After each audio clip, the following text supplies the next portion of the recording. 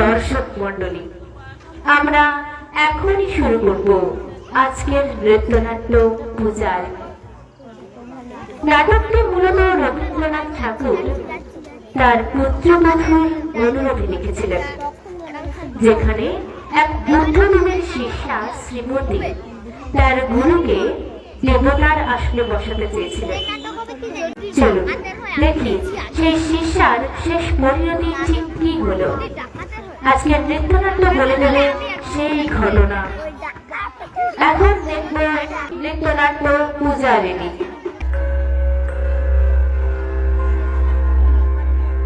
ভূত